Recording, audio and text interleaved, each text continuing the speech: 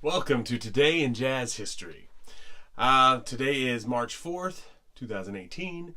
However, March 4th, 1961, it was Dizzy Gillespie and his big band that recorded a concert at Carnegie Hall.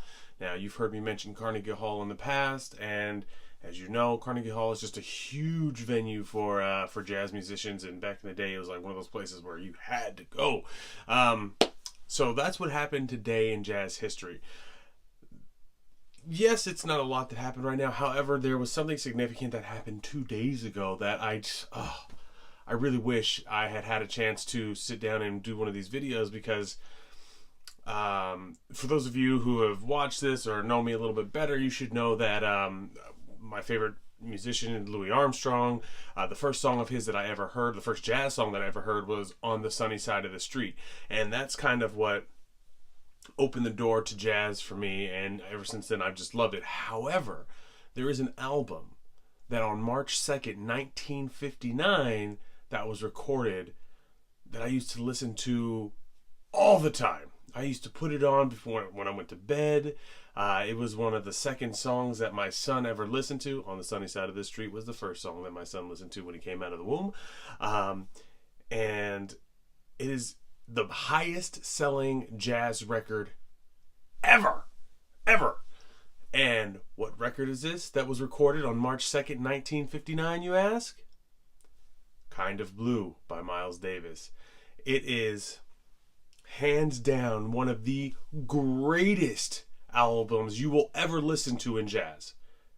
It is the greatest album you will ever listen to in jazz. And again, I am a Louis fan. Like, the whole purpose behind my tattoo was because of Louis. So when I say that this Miles Davis album is the best album, it's with a heavy heart that I say that, but there's just no denying it. It is the greatest jazz album ever. You know what? Skip it. It's the greatest album, period. And I remember when I used to go to bed to like Freddie Freeloader or So What, and you just listen to him playing that trumpet just wash over you, and it's just so beautiful. When I was in my 20s, I remember somebody, I can't remember if it was like my mom or a girlfriend, somebody bought me a copy of the sheet music for the entire album. And if you're familiar with sheet music, you know that that stuff looks complex and tricky, and then they got notes this way, notes that way, they got notes filled in, notes not filled in. Reading music is ridiculously hard. It is a whole different language.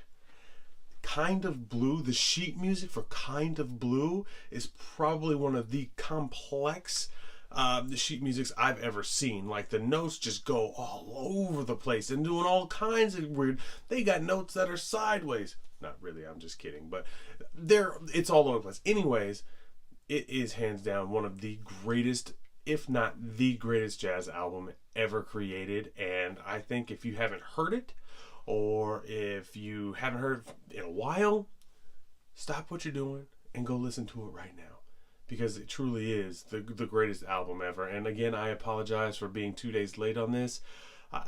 Work has just been kicking up, so it's getting harder to put these videos out every day. But that shouldn't be an excuse. Sorry, no excuses. Go now. March 2nd. In 1959, Kind of Blue was recorded. That's what happened on that day in jazz history. And March 4th, 1961, Dizzy Gillespie and his big band recorded a concert at Carnegie Hall. And that's what happened today in jazz history. So if you like that video, do me a favor, hit that thumbs up button, like it, and also subscribe. I look forward to the next one, guys.